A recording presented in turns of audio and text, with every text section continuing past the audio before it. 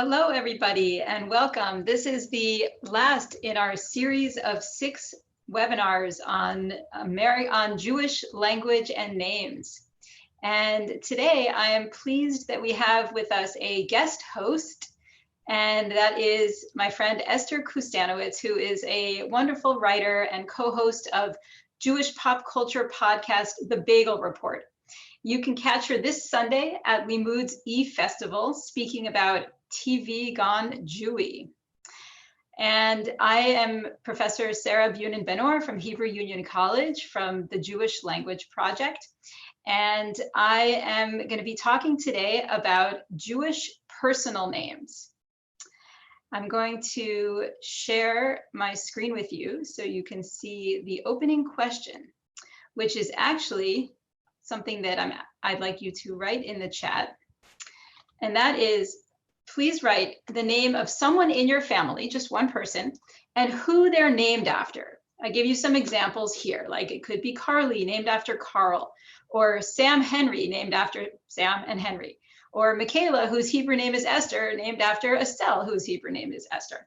So just take a minute and do that. And Esther, I'm going to ask you to read out for us the what we have in the chat. You got it, Sarah. So we've got Dina, named after Dina in the Torah. Adeline, named after Abraham. Corin for Cameron. My daughter Rachel, named after our great-grandmother Rachel, sorry. Now it's just getting fast. Jerome for Jesse. Miriam for Miriam. James, whose name is British, exactly the opposite of the Jewish name, question mark. Jeffrey for Yehuda, David after great-grandmother Devorah, Catherine, Barbara, Kayla, Bela. That sounds great. I'm Deborah, named after Bible Deborah. Kevin for Kelman, Cheryl. Okay, that's great. So I know we have a lot of participants now. We could do this for the entire hour and that would be fun.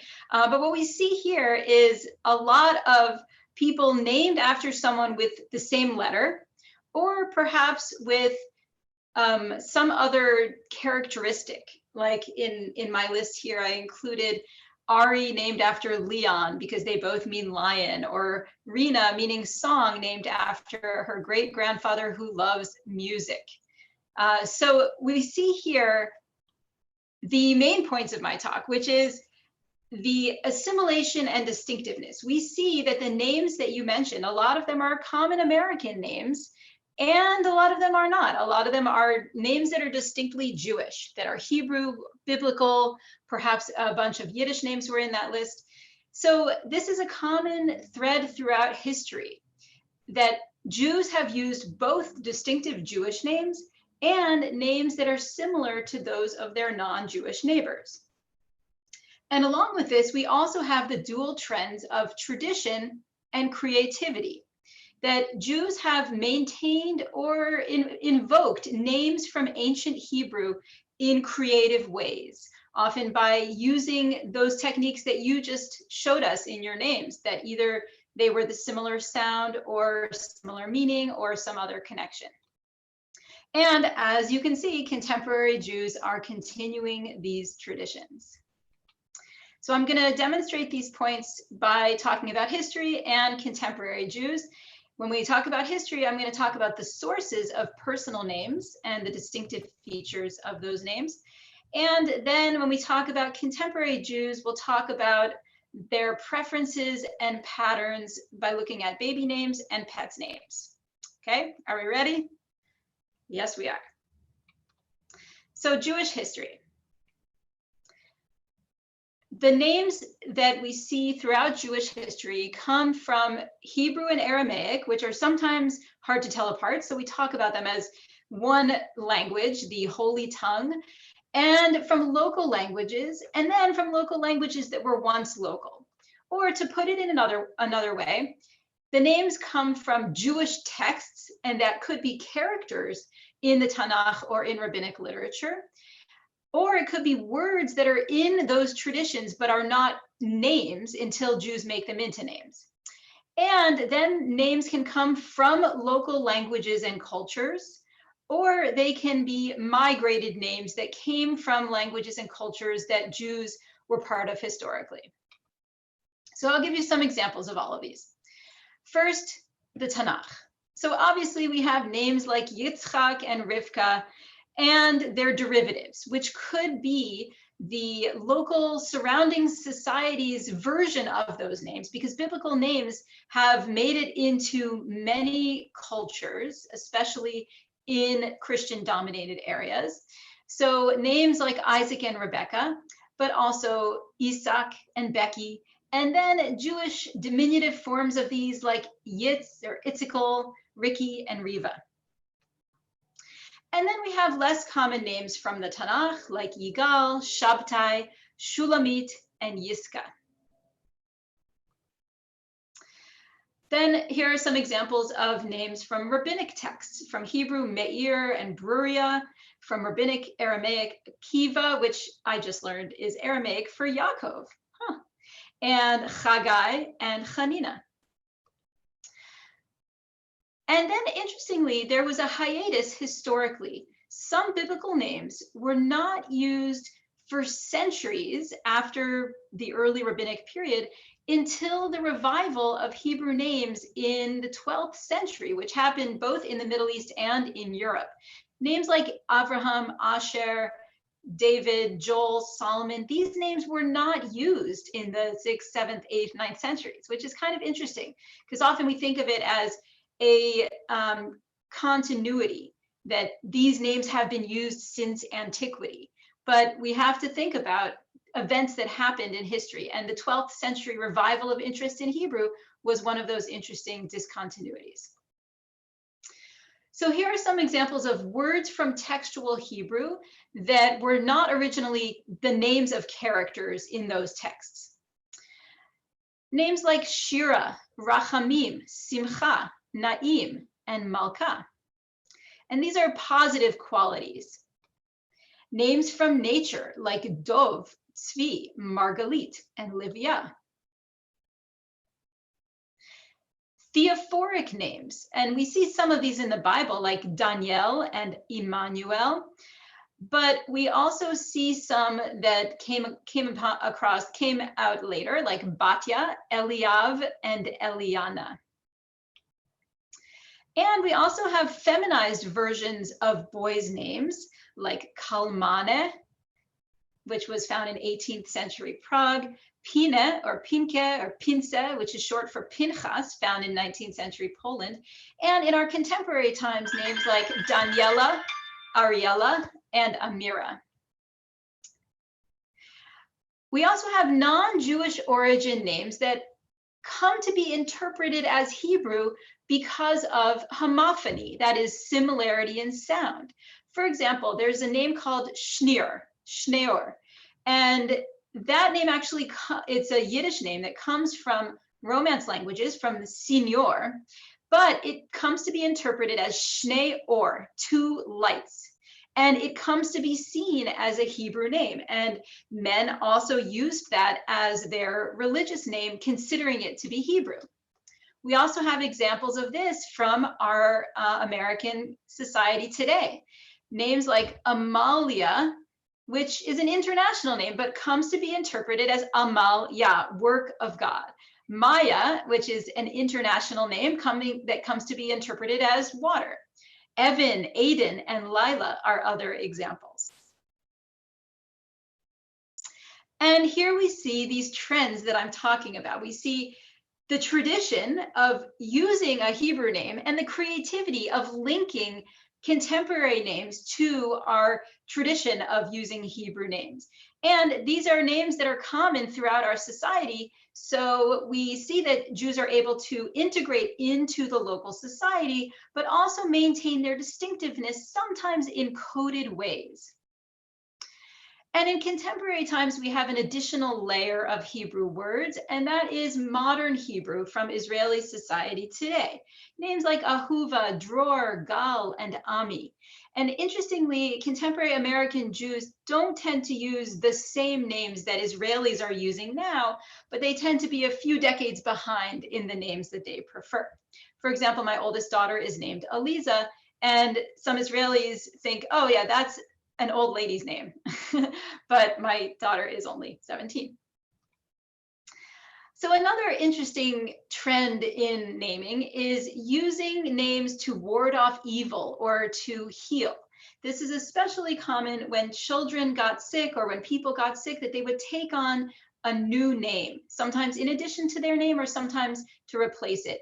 And we see this with names that mean life, like Chaim and Chaya. And those can be from Hebrew, but also from local languages like Vita and Vidal, but also names meaning old, like Alte and Zede, and names meaning healing, like Raphael. But not all Jews have used names that are from Hebrew or seen as distinctly Jewish. Even in antiquity, we have evidence that Jews used local non-Jewish names.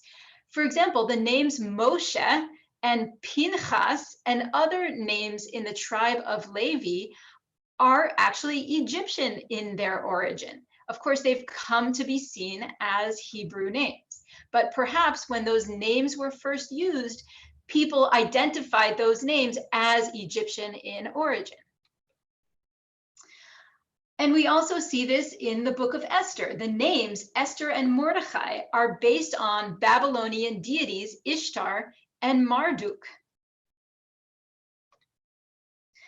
Many rabbis in the Talmud have Aramaic or Greek names, showing that they're not all continuing this biblical practice of using Hebrew names. Names like Akiva, Yosef, Shammai, Simon instead of Shimon, Antigonos, and Petros. In fact, there's a midrash where the rabbis complain about Jews changing their names. They say that the ancient Israelites were worthy of redemption from Egypt because they did not change their names or their language. And also other things, they did not engage in licentiousness and lashon hara, evil speech. But what's interesting is they talked about their names and they gave examples. They say, for example, Yehuda did not change his name to Rupa. Reuven did not change his name to Luliani. And Binyamin did not change his name to Alexandri. Now, of course, that was not referring to the ancient Israelites who were redeemed from Egypt, because these are Greek and Roman names. And so the rabbis were referring to the people around them. And anytime the rabbis say, don't do this, it means that the Jews were doing it. So clearly the Jews were taking on local Hellenistic names instead of their traditional Hebrew names. And in fact, the Babylonian Talmud says the names of most Jews outside of the land of Israel are like the names of the Gentiles. And this continues. In the 10th century in Cairo, we have lists of names, and these include several Hebrew names like Ezra, Aaron, Esther, and Hannah, and several Arabic forms of biblical Hebrew names like Yaqub and Daoud. But it also includes non-biblical Arabic names like Abdullah, which is potentially a translation of Ovadia, servant of God, Hassan, Jamila, Surura, and even Muhammad. In 16th century Rome, we have Hebrew names like Esther, Rachel, Aaron, David, and also Italian forms of biblical Hebrew names like Beniamino and Giuseppe. But we also have non-biblical Italian names like Allegrezza, Gentile, and Angelo. And keep track of that Gentile name, because that's going to come up again in a minute. So there's also this practice of an individual having two names. Sometimes in antiquity, this meant that they had separate names for their life in the Jewish community and for their life in the broader world. Their Jewish name would be Hebrew or Aramaic, and their name for the broader world would be Greek and Latin. In the Middle Ages and early modern period, this two-name thing manifested differently. It was men had a Shem HaKodesh, their holy name that they used for ritual purposes, and a kinui, their nickname, that they used in communal internal affairs and in external affairs. And that name could be a form of their Hebrew and Aramaic name, or it could be a Yiddish name or an Arabic name or some other name. And women didn't follow this pattern generally in this period because they didn't need ritual names. So few of them had separate Jewish and general names in those periods. But then from the 19th century to the present, we see that ancient pattern coming back, that many Jews had separate names that they used for their life in the Jewish community and for their life in the broader world. So we see these combined trends of assimilation and distinctiveness. And here's a little image that my daughter made for me on my request. Just take a minute and look at that.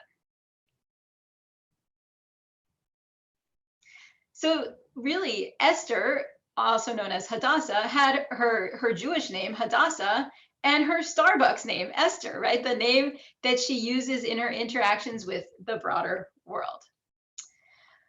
So sometimes, let me give you some examples of name pairings throughout history. In the book of Daniel, we learn that Daniel and his friends went to Babylonia and were given Babylonian names. Daniel got the name Belteshazzar. And sometimes we see people like Asher taking on a name like Anselmus. So it's based on sound. Charlotta, Scheindel. Baruch, Benedict, which is based on sound, but also based on meaning because they both mean blessed. And Yehuda, named Leo because of the symbolic associations. The lion is a symbol of the tribe of Judah. And that symbolic association has been going on throughout history. We see this from ancient Rome till the 18th century. In Mainz, in the Byzantine Empire, southern France, Portugal, Florence, Hungary. It's just amazing how Jews throughout history have had that connection of the name Yehuda and a name that means lion. So even if these names seemed like local non-Jewish names, they might have been coded as Jewish. We also see the double name thing happening in a slightly different way, which is hyphenated names. And this doesn't mean it's their first name and their middle name. It means they actually had two first names. A very common one in modern Central and Eastern Europe is Chaya Sarah. And that might sound familiar, and that's because there's a parsha, a portion that we read in the Torah called Chaya Sarah, and that it had an influence on the name Chaya Sarah as a joint name. Others include Fruma Sarah, Chana Fagel, Yehuda Leib. There again, we see the lion connection, Tzvi Hirsch, and Dov Bear. And the men's versions of those names on the bottom there are all translations. Tzvi is Hebrew, Hirsch is Germanic. They both mean deer. Dov, bear, they both mean bear. And interestingly, when we're talking about Jews having names from the local language, sometimes it was names that non-Jews also had, but sometimes it was names that they made up from the local language. Here are some that were made up by Jews in Germanic speaking areas and were not used by local non-Jews. Suskind, sweet child, Zelikman, blessed man, Shena, beautiful, and Perla, pearl. Another distinctive feature of Jewish names is that sometimes Jews continue to use names after they're no longer popular among non-Jews. For example, here are some names that were popular among Christians in 12th century Germany for a while, but then they went out of fashion. But Jews continued to use them for centuries in Germany, and then as they moved eastward toward Poland and other Slavic-speaking countries. Names like Duva, also known as Toibe or Taibele, meaning dove, or Fischl, meaning fish. And we also see this in the United States. In the early 20th century, when Jews arrived in the United States, they often took on names for themselves or for their children that were not so common among the local non-Jews anymore, but they became quite common among Jews. And so they came to be seen as Jewish names, names like Irving and Bessie.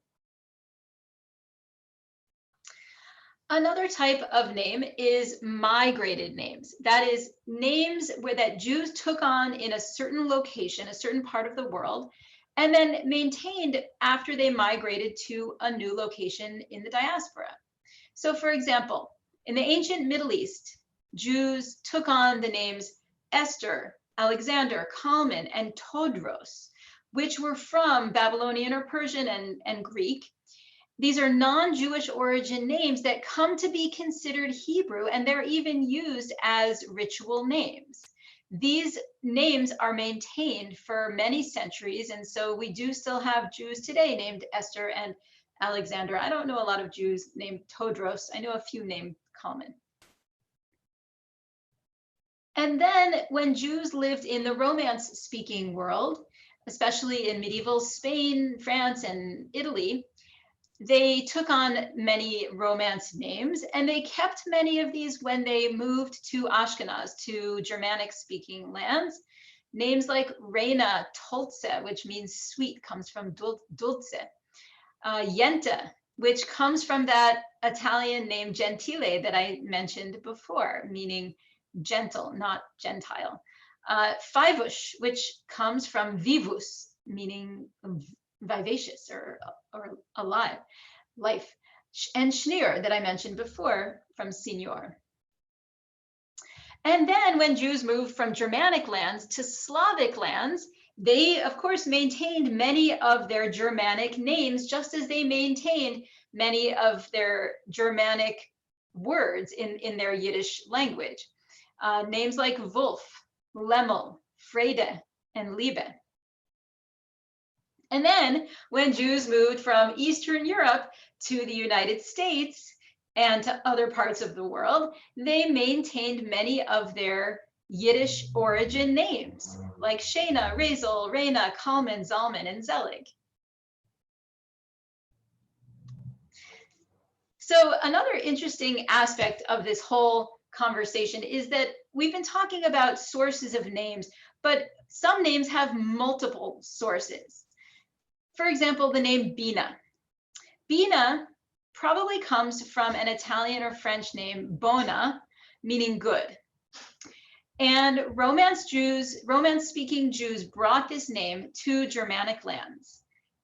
But Christians also used it in some Germanic regions, also influenced by Romance language. And Germanic-speaking Jews then brought that name to Slavic lands, and it changed in its pronunciation from Bona to Bone to Bune to Bine, based on sound changes in the language. But because of the sound similarity between Bine and the Yiddish word for bee, it came to be associated with the name Devorah, the biblical Deborah. Why? Because the word Devorah means bee, like bumblebee, and so does the Yiddish word bin.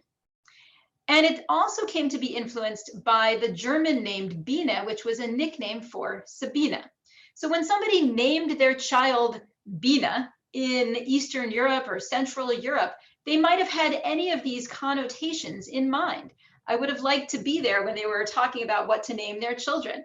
We can do that kind of research for contemporary Jews, but we can't do that for historical situations. There is some evidence in literature and in historical documents, but we won't know their motivations in the same way that we'll know that for contemporary people.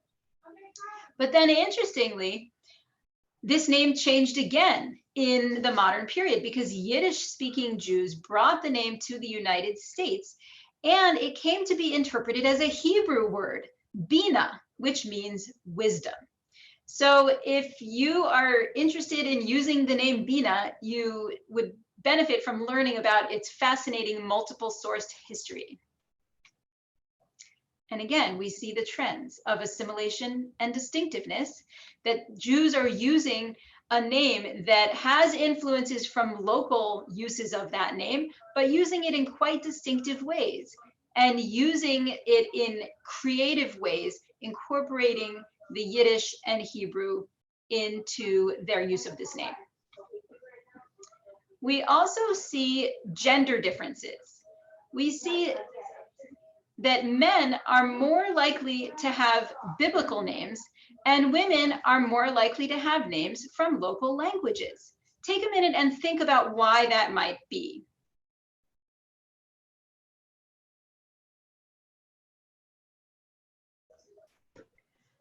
So why is that?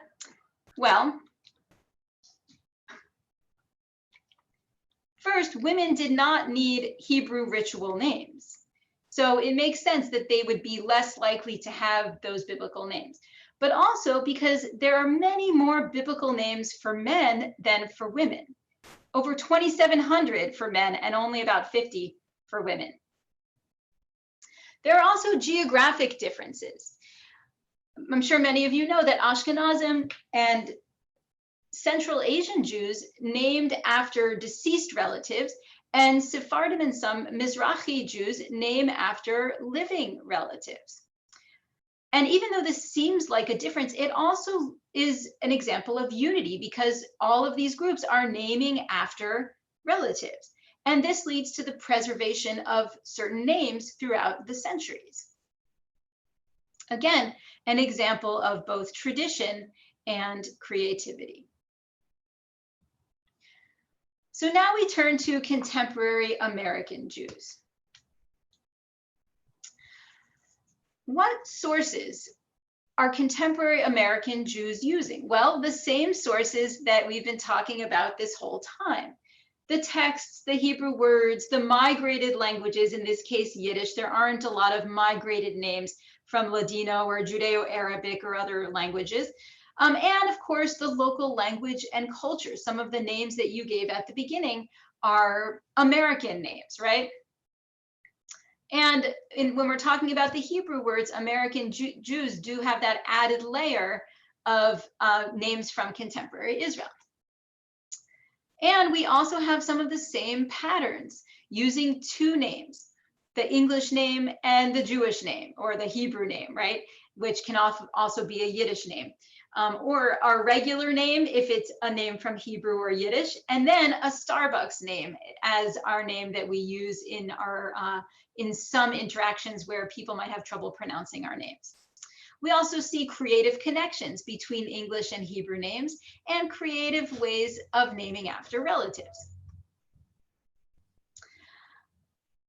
So what are the strategies that people are using? Well, we talked about those at the beginning, but I want to give you another example from my own daughter, Ariella, who is sitting there in the middle of this picture, that little pink blob there, who is now studying for her bat mitzvah. But her name is Ariella, and Ariella is named after my grandfather, Yehuda Leib, the lion connection, right? And his English name was Leon. And Ariella means lioness, right? So that's why we have that connection. And we also see another interesting aspect with American Jews naming patterns, that the baby name choices and preferences reflect their Jewish identity. I have data on this from two different surveys that I conducted. The first one was from 2008, a survey I conducted with Stephen Cohen that had over 25,000 responses. And we gave a prompt, we gave a list, we gave several lists of names, and we said, below we list several groups of children's names. Imagine for a moment that you were thinking of a name for your child or grandchild. For each group, please indicate how likely you would be to choose names like these. And then the data that I'm going to present to you now are the percent of respondents in each group among those under age 45 who say that they would be likely or somewhat likely to use names like these. So first, the names that we thought would be considered very non-Jewish: Christopher, John, Christine, and Mary. And we see that these are pretty common among non-Jews, but very uncommon among non-Orthodox, modern Orthodox, and Haredi Jews. Haredi means ultra-Orthodox, black hat. Then some trendy names from 2008, like Tyler, Dylan, Michaela, and Madison. And we see that, again, these are more common among non-Jews. And again, these are the preferences for these names, right? So non-Jews are much more likely to use these than others, and Orthodox hardly at all. And then we see a similar pattern, but getting a little closer now with the non-Orthodox Jews for Alex, Julian, Zoe, and Ella. But then when we get to biblical names, we see a switch. Now, Jews are more likely to use these than non-Orthodox Jews. Names like Jacob, Ethan, Hannah, and Abigail, which were quite popular in 2008. But we see that Haredi Jews are still not likely to use those names, even though they're biblical, because they are not as common in the traditional naming patterns of those communities. A bit more among the Haredim for this other set of biblical names that is not as trendy, but has been common since the 1980s, Joshua, Daniel, Sarah, and Rebecca. And then we see the opposite trend for Ezra, Ari, Talia, and Eliana, which are the kinds of names that I named my children. So these are names that are not common among non-Jews, as you can see here, but are quite common among Orthodox Jews. So I'm in that almost 50% of non-Orthodox respondents who report using names like these, interest in names like these. And finally, Yiddish names like Moshe, Mendy, Basia, and Fredi, we see that these are quite common among Haredi Jews and pretty rare among all the other groups. But I would like to meet that 1% of non-Jews who wants to name their kids Moshe, Mendy, Basia, and Fredi. Who knows, maybe the names will catch on. So then results from my other survey, and you are the first people to see these results because this study hasn't actually been released yet. We're still working on analyzing it. This was from a survey of American Jewish names and the names of their children and their pets. And we had over 11,000 respondents. And today I'm going to be presenting for you a subset of the respondents, 4,639 who identify as Jewish and have at least one child, okay? And the percentage that I'm going to show you is the percent whose first child has a name that's Hebrew or Yiddish. And this can also include English versions of biblical Hebrew names. And we see that this percentage correlates pretty strongly with various Jewish identity markers, including denomination. So here we see that secular humanist and Reform Jews are much less likely than Orthodox Jews to use these Jewish names. We also see it correlates with synagogue attendance. The more frequently people attend synagogue, the more likely they are to give a name that is distinctively Jewish or biblical to their child. We also see a correlation with the percent of their close friends who are Jewish. And we see a correlation with time spent in Israel. The more time they spent in Israel, the more likely they are to use a Hebrew or Jewish name. So American Jews today are continuing the age-old practice of using Hebrew names, local names, and both, often in creative ways. So we see this assimilation and distinctiveness. And the names that parents choose for their babies are one way that they express their Jewish identities. When they introduce their child to the world at a naming ceremony or in any social interaction throughout their lives, they send a message. They are saying, I am a Jew, but I'm also a certain type of Jew. So now we turn to our most fun part of our talk, which is pets' names. Now, most Jews in America give their pets American names like Chase and Coco, but some Jews, especially rabbis, Jewish educators, and those with many Jewish friends, choose identifiably Jewish names. And I have survey data on this too. We asked a question on our survey, have any of your pets had names that you consider Jewish? And here's what we found. The answer to that question correlates strongly with the percent of their friends that are Jewish. Those that have more Jewish friends are more likely to use Jewish names for their pets. And even more strongly, it correlates with their role as a Jewish professional. Those who are Jewish professionals or Jewish studies educators, Jewish studies scholars, rabbis, or cantors are much more likely than others to use Jewish names for their pets. So what does that mean, Jewish names for their pets? Well, there are a few ways that people do this. One is historical Jewish figures. There are many pets named Rashi. In fact, I know of 7 dogs and 1 gecko named Rashi. Rashi is, of course, a medieval rabbi and Jewish commentator, one of the most important rabbis in our tradition. And it makes sense that a dog would have that name. And people report who have animals named Rashi report that this is a teaching opportunity. They're walking their dog. What's your dog's name? Rashi. Oh, that's interesting. What's that? A medieval Jewish commentator. And of course, there are more contemporary historical Jewish figures like Miss Ruthie Bader Ginsburg. May she live and be well. Another historical figure combination, this time a pair of rabbits. Their English names are Oreo and Cookie, and their Hebrew names are Hillel and Shammai. And this was a compromise because one of the children wanted them to be named Oreo and Cookie, the other wanted them to have more Hebrew names. And so they took a play from the rabbinic playbook and came up with a compromise. And then there's Golda Meow, named after Golda Meir, of course. She did lose an eye. She had an infection, and she is actually quite a famous cat. She has a website, a Facebook page that's very popular, and that is another example of a historical figure, but it's also an example of wordplay. And I think that's a great example of the creativity that Jews have used throughout history. We're not just the people of the book, we're also the people of the pun.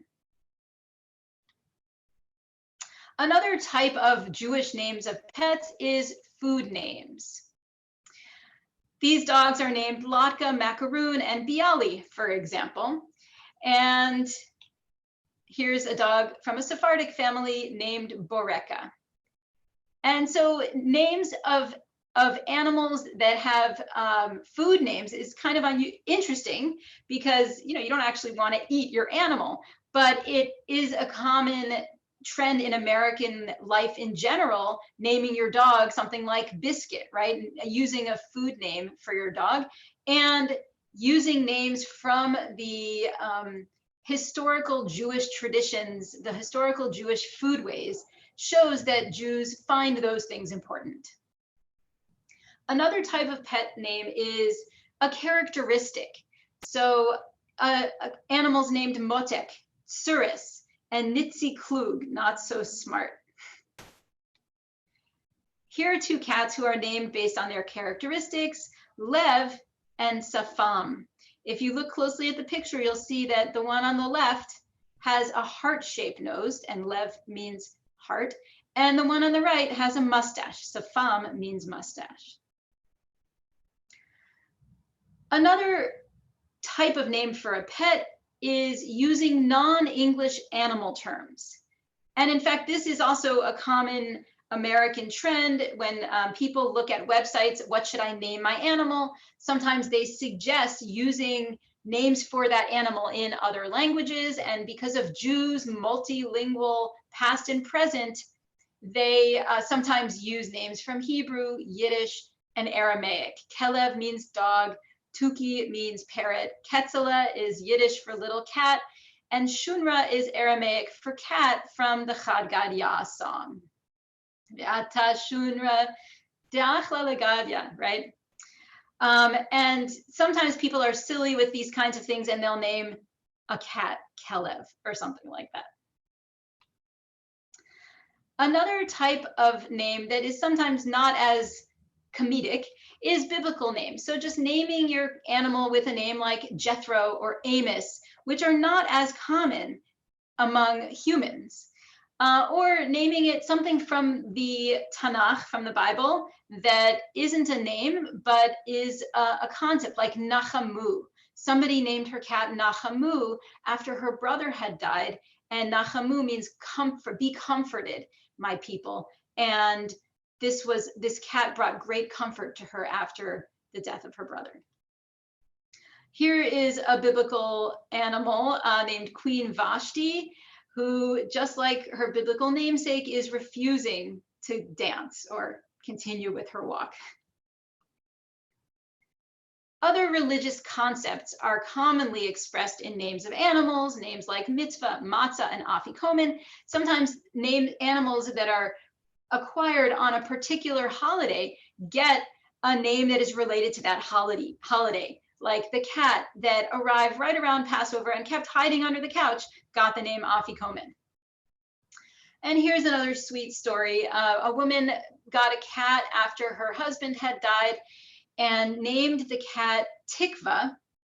And this cat really was her hope for survival during a very difficult time in her life. And then later on, she found out that there was a children's book that had been written around the time that she got her cat about a cat named Tikva. And the cat looked almost exactly like the cat that she had herself. Tikva means hope. And we have other Jewish identified names and words that are used for animal names like dreidel, shiksa, meaning non-Jewish woman, and lochenkopf, meaning a hole in the head. That person needed a new cat like she needed a lochenkopf. And here's Tishbe, which is named for this couple's favorite Israeli wine company. And here is Maxie, whose Jewish name is Alta Cocker, because she is an old Cocker Spaniel, and Alta Cocker means old pooper, but she has the personality of an Alta Cocker. So we see in these names of pets similarities to American pet names more broadly. We see characteristics like Spot and Snowball, and that's actually an ancient trend, naming cows and other livestock after something that identifies them.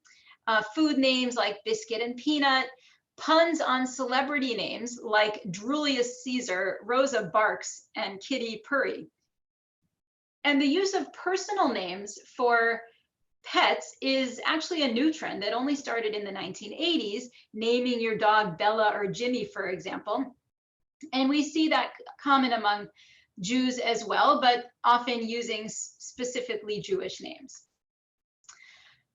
So in addition to these similarities, we also have distinctive features that the Jewish names we see for pets are more multilingual and have some specifically Jewish references. So again, the combined trends of assimilation and distinctiveness.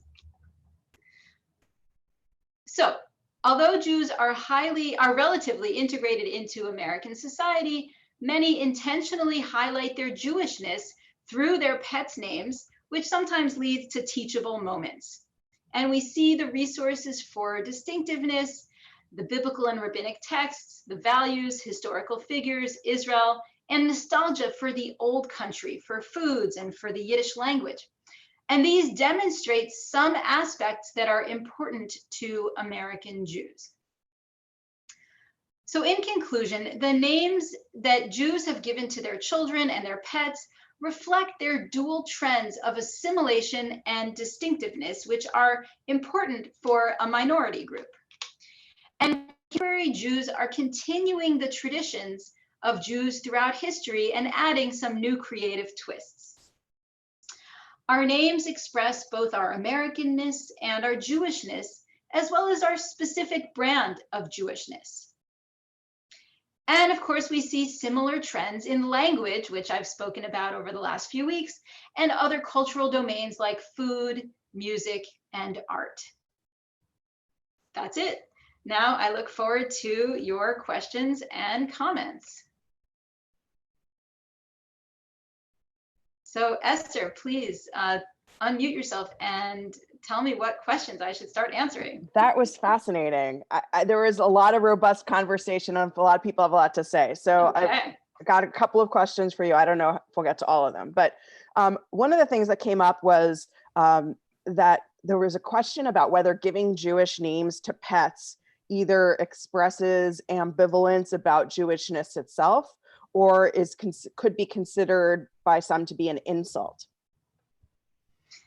That's a great question. I haven't heard that. I imagine some people feel that way because many Jews do not give their pets Jewish names. And in fact, it's less common among Orthodox Jews to have pets in general. And those that do have pets, it's less common for them to give them Jewish names.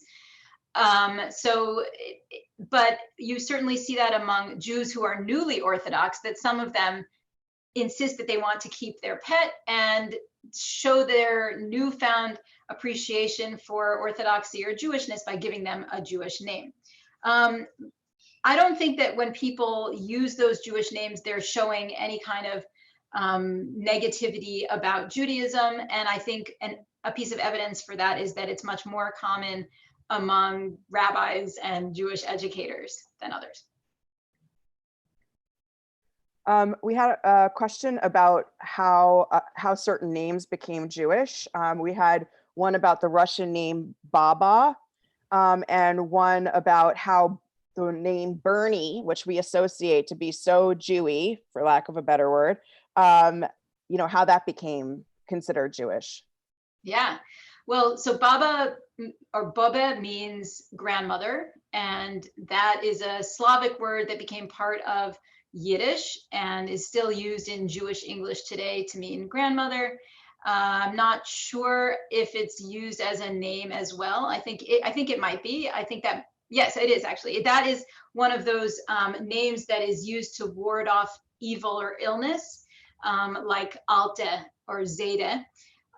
Yes, Bubba is used for that. And then Bernie is one of these names like Irving and Bessie that was very common among Jews in the early 20th century and their children, and came to be seen by some as a Jewish name. Not everybody named Bernard or Bernie is a Jew, but it has that association because it was so common. Often that would be as a translation or an American equivalent of Baruch or Bear or Dov Bear. And just one of the comments that just came in about owning dogs. Some of us who have seen Shtisel will know that there was a significant moment where the father was like scandalized that somebody would bring a dog into the house. So probably that there are communities in which dogs are not, they're certainly not people, and they're not supposed to live in a house, and they're not supposed to have Jewish names. Yeah, exactly. Just one comment about that. One of the participants in my research about Jewish pets names is an Orthodox Jew who lives in an Orthodox community, and her dog is one of the only dogs in the community, and she actually runs desensitization sessions for the members of her community because there is a great fear of dogs in many Orthodox communities, stemming back to the times in Eastern Europe where Russian officials would use dogs to intimidate Jews, and there are also concerns about caring for the dog on the Sabbath, and so those are some reasons that they're not as common in Orthodox communities, but I think they're becoming more common. And another question about animals. We love animals here. In the Talmud or earlier Jewish literature, are there animals with names? Oh, great question. I don't know. I have to look into that. Okay. Well, you can answer Tom Fieldsmeyer when you get there. Oh, okay. Okay. And there were a lot of questions of varying sorts. So I'm just going to throw out a couple of them. And so did you ask Jews of color about their naming preferences? Yes, we don't have that data yet. We're still analyzing it, but we absolutely sought out Jews of color by contacting organizations geared toward Jews of color. We asked about race, so we'll have data on that. Okay. And is there a generational difference in choosing fewer Jewish names during, like, right after periods of anti-Semitism and then returning to them? Because somebody was noticing that might be a trend. Well, I do have some historical data on that. Jews born before 1970 were much less likely to have Jewish names than Jews born after 1970. And that, especially in the Orthodox community, actually, I'll show you some data on this, okay? Do we have time? Yeah, we have time. So I'm gonna share my screen and show you some data about this. So I looked at the Social Security data in New York State. We don't have data on Jewish identity or Orthodox identity from the Social Security Administration. We do have it about race, but not about Jewishness. But so I looked at New York State because it has the largest number and highest concentration of Jews and Orthodox Jews. And I looked at baby names that some that are used almost exclusively by Orthodox Jews, like Malki, Yehudis, and Mushka, Menachem, Yisrael, Yitzchak, and some that are used mostly by Orthodox Jews. And here's what I found. From 1910 to 1941, there were 0 tokens of all of these names. The 1940s to 60s, a few, and then a huge increase starting in the 1970s. So just look at this data. This is awesome. These are the girls' names, and we see just around 1970, late 60s, early 70s is when they start to rise. And here are the boys' names, the same kind of graph. Moshe is up at the top, and Chaim. And so what's going on here? Well, first, an increase in insularity that from the 1910s to the 1940s, Orthodox Jews tended to attend public schools and used names like Judah, Isaac, Hannah, etc., but also some American names like Charles, James, Barbara, and Marilyn. And some of them would use their Hebrew and Yiddish names informally, like the official name would be American, but their communal internal name would be Hebrew or Yiddish. And then from the mid-1940s to 60s, we see an influx of Orthodox refugees, and they started to go to private Jewish schools speaking Yiddish. They likely had separate official and informal names, like they would be named Solomon, but Shloimi would be what they would be known as in the community. And then from the 1970s to the present, we see a process of Haredization, or sliding to the right, as scholars refer to it. Less emphasis on secular education, more gender segregation, etc., but also a very highly increased birth rate. And we have stronger cultural connections to Eastern Europe, more Yiddish words, Ashkenazi pronunciations, and names. So that is just a little bit of data about Orthodox Jews, but we also see this in non-Orthodox communities, that people use, like for example, when in my generation, a lot of my friends have names that are not specifically Jewish, but in my children's generation, most of us who are highly engaged in Jewish communal life use, or a lot more of us use, names that are distinctively Jewish. In terms of anti-Semitism, I don't know if now, given the rise in anti-Semitism in America, I don't know if that's going to lead to people using less Jewish names. We'll have to wait and see. We'll do research about that historically later. I have a couple of questions about gender. So one of them is, among male and female names, was one or the other more likely to remain Jewish than the other? There's something based on a slide that you gave about how more men had biblical names and women had more local names.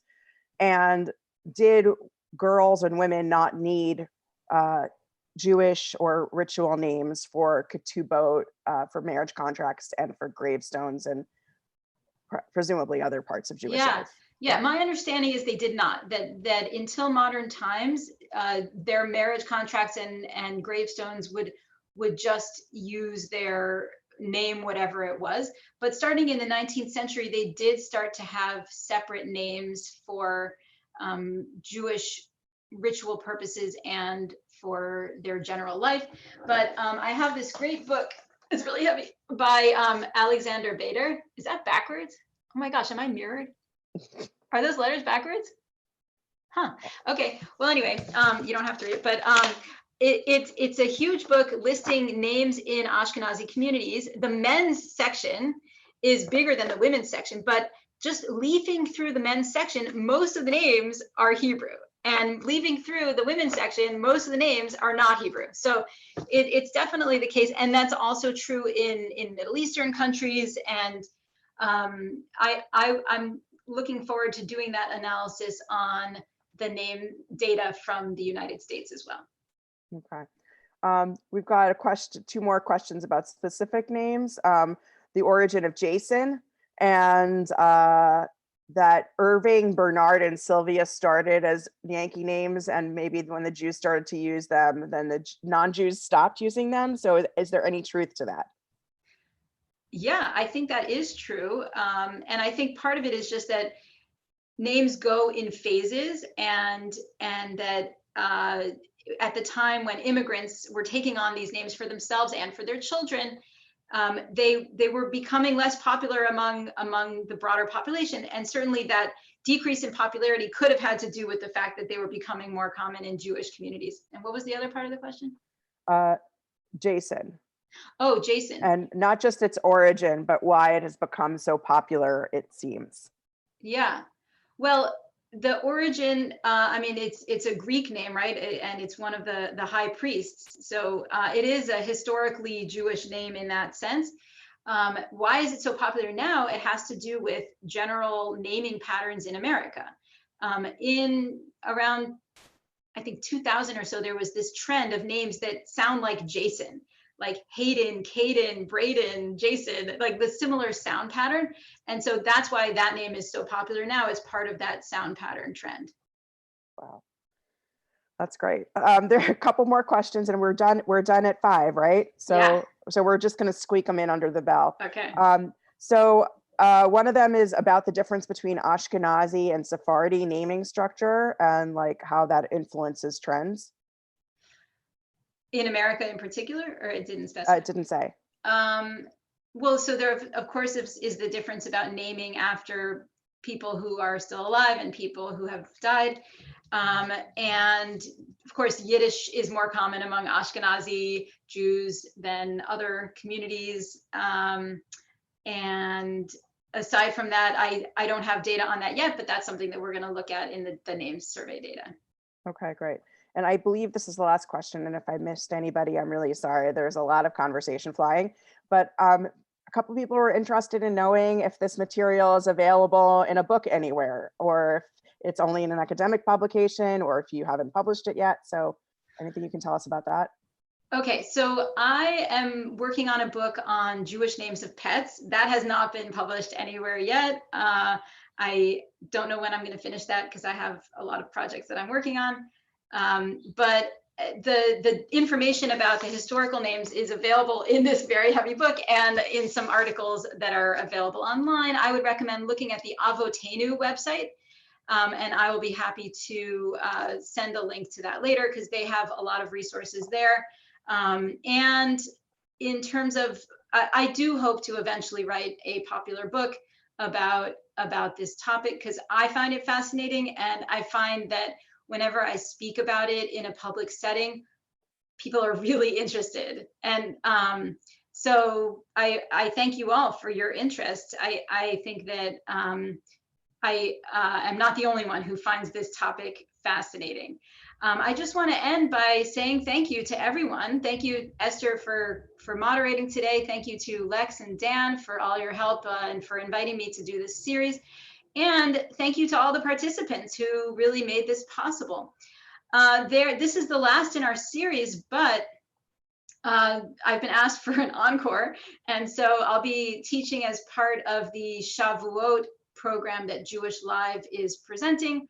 I'll be speaking on Jewish language used by non-Jews. And just to give you a sneak peek, I'm titling that Pastrami, Verklempt, and Chutzpah, non-Jews' use of Jewish language in the United States. And I'll be talking about how words like klutz, spiel, and kibbutz have become part of the broader American lexicon, sometimes popularized by comedians. I'll be talking about how politicians use Hebrew and Yiddish words in diverse ways, from Bill Clinton's Shalom Chaver to Michelle Bachmann's mispronunciations of chutzpah. And I'll be talking about a much more sinister use of Jewish language, white nationalists mocking Jews with words like goyim. And I'll be showing several video clips from James Cagney portraying a Yiddish-speaking Irish taxi driver to Barack Obama getting all verklempt while honoring Barbra Streisand. So thank you again to everybody, and I'll see you in cyberspace.